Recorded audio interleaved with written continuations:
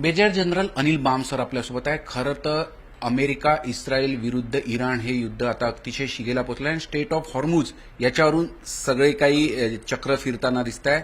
अगदी pin point या युद्धाचं ते दिसत आहे. स्टेट ऑफ हॉर्मुज दिसत आहे आणि अमेरिका याच्यात कुठेतरी एकटं पडत असतानाचं चित्र दिसून येत आहे. बाम सर आपल्यासोबत आहे. सर, अमेरिकेला जे अपेक्षित होतं की त्याचे सहकार्याला बाकीचे देश येतील, खास करून नाटो देश, पण असं चित्र आता दिसत नाही. अगदी बरोबर आहे. जसं तुम्ही म्हणालात की स्ट्रेट ऑफ हॉर्मुज किंवा हॉर्मुज समुद्रधुनी जी आहे ती आता सेंटर ऑफ ग्रॅव्हिटी झाली आहे पूर्ण लढाईची. कारण हे आश्चर्य वाटतं की जेव्हा ट्रम्प आणि इस्रायलनी हमला केला होता 28 फेब्रुवारीला, ह्यांनी ह्या गोष्टींचं वॉर गेमिंग नाही केलं असं शक्य नाही.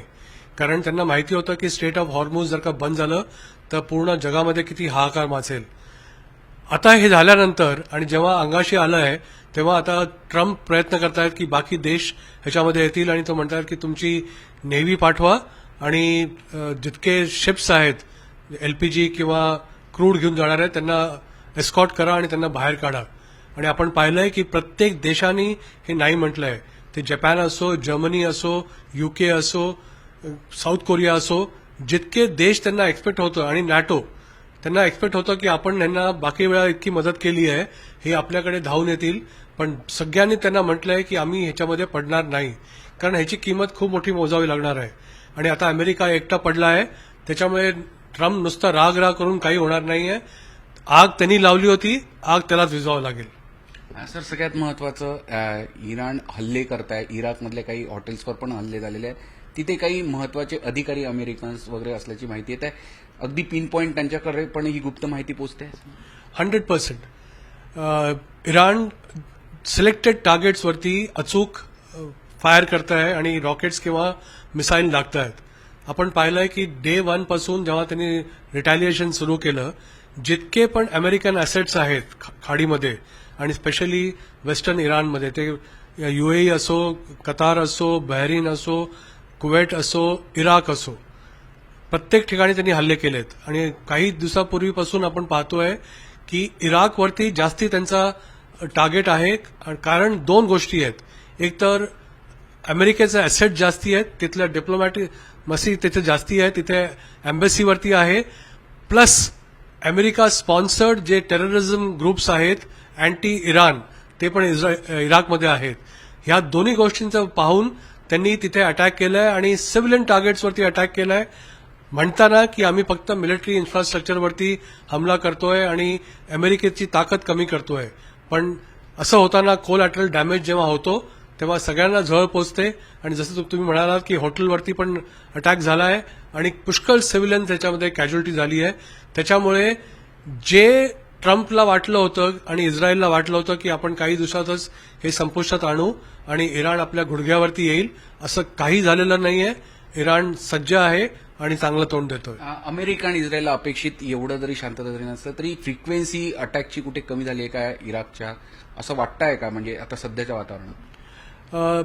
डेफिनेटली हे खरं आहे की इराणची ताकद पुष्कळ कमी झाली आहे. त्याचं एअरफोर्स असो, त्याची नेव्ही असो, त्याचे आर्म फोर्सेस असो किंवा आयआरजीचे जे सिनियर लिडरशिप आहे त्यांचा असो, पण इराणकडे साठा पुष्कळ आहे आणि त्याला इन्फॉर्मेशन जे आहे, इंटेलिजन्स, ते दोन्हीकडनं अवेलेबल मिळतं, रशियाकडनं पण आणि चायनाकडनं पण. एक गोष्ट जी आपण लक्षात ठेवायला पाहिजे की जेव्हा जून 25 मध्ये मिडनाईट हॅमर ऑपरेशन झालं होतं, 12 डे वॉर म्हणतो, 13 जूनला स्ट्राईक केलं होतं, तेव्हा आपण पाहिलं होतं की जितके इराणचे ड्रोन्स, मिसाईल्स आणि रॉकेट्स होते हे सगळे हाणून पाडले होते. ह्याचं एक मेजर रिझन होतं की तिथलं अमेरिकन जीपीएस नेव्हिगेशन सिस्टमवरती इराण पण काम करत होतं, त्याच्यामुळे इंटरसेप्शन आणि जॅमिंग सोपं होतं. पण आता पूर्ण इराणमध्ये नेव्हिगेशन सिस्टम चायनीज आहे. बायदाव 3 NSS म्हणतात, नेव्हिगेशन सॅटेलाइट सिस्टम, हे चायनीज आहे आणि उच्च कोटीचं आहे आणि त्याचा पूर्ण फॅसिलिटीज चायनाने इराणला दिल्या आहेत. इराण ह्याचा वापर करून अटॅक्स करत आहे. त्याच्यामुळे आपण पाहतो की पुष्कळसे ड्रोन्स आणि मिसाईल्स इंटरसेप्ट होतात, पण सगळे होत नाहीत आणि आपल्या टार्गेटवर पोहोचतात. त्याच्यामुळे इस्रायल असो, वेस्ट एशिया असो किंवा इराक असो आणि सौदी अरेबिया, काही वेळा प्रत्येक ठिकाणी हे मिसाईल्स आणि ड्रोन लँड होतात आणि खूप नुकसान होतं. सर, एक चर्चा अशी पण सुरू आहे की खोमेनी यांच्या मृत्यू त्याचा मुलगा त्याचा सक्सेसर म्हणून पुढे आला, पण त्यांच्यावरही हल्ला झाला, त्यानंतर त्यांच्यावर उपचार रशियामध्ये सुरू आहे किंवा कुठे असं सुरू असल्याची चर्चा आहे. नेमकं ते कुठे आहे अशी याच्याबाबत प्रचंड चर्चा सुरू आहे. चर्चा खूप मोठी आहे आणि ऑलमोस्ट कन्फर्म रिपोर्ट असे आहेत की मुस्तफा अयातुल्ला खोमेनी ज्या दिवशी 28 फेब्रुवारीला हल्ला झाला होता आणि पुष्कळ अयातुल्ला खोमेनीची रेजिम आणि त्याच्या फॅमिली नष्ट झाली होती, ह्याच्यामध्ये पण मुस्तफा तेव्हा इंजोर्ड होता आणि पण हे सांगण्यात आलं नव्हतं. आता कन्फर्म रिपोर्ट्स असे आहेत की त्याच्या हाताला, छातीवरती आणि शोल्डरला इंजुरी झाली आहे. एक रिपोर्ट तर असा पण आहे की त्याचा पूर्ण चेहरा विद्रूप झाला आहे. म्हणून आपण पाहतो की तो कधी पण टीव्ही समोर किंवा पब्लिकमध्ये नाही आलाय. त्याचं स्टेटमेंट पण वाचून दाखवलं गेलं आहे. हे रिपोर्ट्स कन्फर्म नाही आहेत की त्याचं ट्रीटमेंट कुठे चालू आहे. स्पेक्युलेशन आहेत की ट्रीटमेंट त्याचं रशियामध्ये चालू आहे, पण हे कन्फर्म रिपोर्ट नाही. सर, सगळ्यात महत्वाची गोष्ट, जागतिक स्तरावर अनेक ठिकाणी आता युद्ध सुरू आहे. म्हणजे इकडे इराण, इस्रायल, अमेरिका यांच्यातलं युद्ध सुरू आहे. दुसरीकडे पाकिस्तान आणि अफगाणिस्तान यांच्यात सुरू आहे. युक्रेन रशिया आता 4 वर्षापासून सुरूच आहे. सध्या पाकिस्तानने पण हल्ल्यात अफगाणिस्तानमध्ये बरेच कॅज्युअलिटी झाल्याची माहिती येत आहे.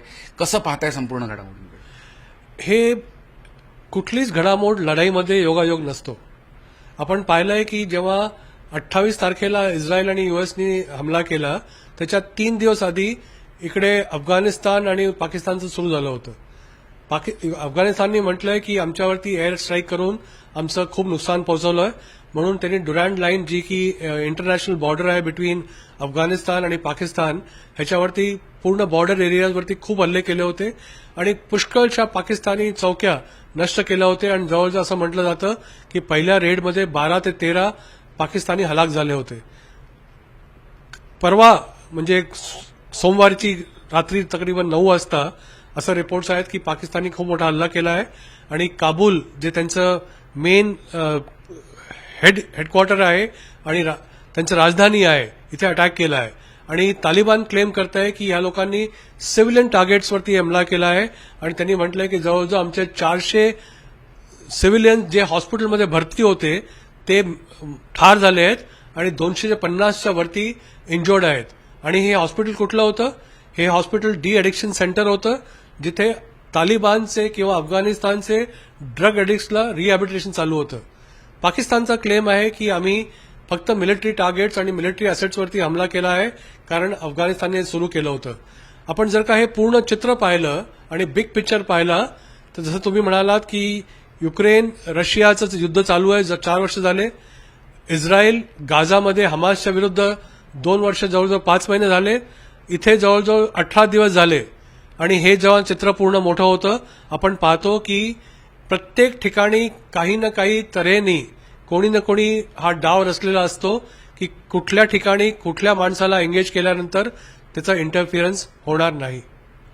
सर, सगळ्यात महत्वाचं आहे, संपूर्ण जागतिक घडामोडी सुरू असताना भारताच्या दृष्टीने पण फार महत्वाचं आहे परराष्ट्र नीती. आता आपल्याकडे एलपीजी गॅस आणि बाकीच्या गोष्टींची फार तुटवडा असल्याच्या प्रचंड चर्चा सुरू होत आहे. आपले काही स्टेट ऑफ हॉर्मुझमधनं जहाजं पण येत आहे. किती मोठं यश बघतात या सगळ्याकडे किंवा कसं पाहताय याच्याकडे? मी तर म्हणेन हे ट्रेमेंडस यश आहे भारताचं आणि कम्प्लिटली कूटनीती बेस्ड आहे. आणि मी तर कॉम्प्लिमेंट करीन गव्हर्नमेंटला आणि त्यांच्या मिनिस्ट्रीजला की त्यांच्या इनिशिएटिव्हमुळे झालंय. आपण पाहिलं, काल जयशंकरनी स्टेटमेंट दिलं होतं की आमच्या डायरेक्ट वाटाघाटी आणि बोलचाल आहे इराणबरोबर आणि खूप हद्दीमध्ये आम्ही सक्सेस अचीव्ह केला आहे. ते काल पण हे नाही म्हणाले की आमचं फुल सक्सेस आहे. आपण पाहिलंय की जवळजवळ 4 ते 5 टँकर्स, कुठे कुठे एलपीजी होता, कुठे क्रूडवाला होता, हे बाहेर निघाले आहेत. सर्वात पहिला शेंगलॉंग सुएज मॅक्स नावाची लायबेरियन ह्याची शिप होती, ती डॉक केली होती. आता आणखीन शिवालिक आणि दुसरी एक शिप डॉक केली आहे. आणखीन आहेत. आपले जवळजवळ 22 शिप्स त्या पर्शियन गल्फमध्ये अडकलेले आहेत आणि अशी आपण उम्मीद करू शकतो की हे 22च्या 22 बाहेर निघतील आणि आपल्या इंडियन नेव्हीनी त्यांना एस्कॉर्ट करून त्यांना बाहेर आणलं आहे. ही एक खूप मोठी गोष्ट आहे. हे पूर्ण जगाला दिसतं आहे की जेव्हा पूर्ण जगामध्ये हाहाकार आहे, फक्त भारत एकुलता एक देश आहे ज्याच्याकडे सप्लाय अजून चालू आहे. सर्वात मोठी गोष्ट आपण सगळ्यांनी नोटीस करायला पाहिजे, पूर्ण जगभर फ्युएलचे प्राइसेस वाढले आहेत. आपण जर का आकडेवारी पाहिली तर कंबोडियामध्ये जवळजवळ 69% वाढलंय, अमेरिकेमध्ये 17% वाढलंय, भारतामध्ये अजून झिरो आहे. We should be very proud of our nation. तर आपण बघू शकतो खरं तर जगात अनेक ठिकाणी युद्ध सुरू आहे किंवा युद्धसदृश्य परिस्थिती आहे. अगदी इराण, अमेरिका, इस्रायल असो किंवा दुसरीकडे युक्रेन, रशिया असो आणि त्याचबरोबर पाकिस्तान, अफगाणिस्तान, प्रत्येक देश डाव टाकताना दिसतोय, एकमेकांचे कुठेतरी एंगेज करण्याचा प्रयत्न करतोय आणि या दुसरीकडे भारताचं मात्र एक डिप्लोमसी दिसून आली आहे संपूर्ण घडामोडींमध्ये आणि जे एलपीजी पोचत आहे ते आपल्या देशात पोचत आहे. एकूणच संपूर्ण जागतिक घडामोडींवर प्रचंड अशा हालचाली सुरू आहे आणि त्याचे परिणाम भारतावरही पडताना दिसून येत आहे. झी मीडियासाठी व्हिडिओ जर्नलिस्ट रत्नशील सातपुतेसह अमर काणे, नागपूर.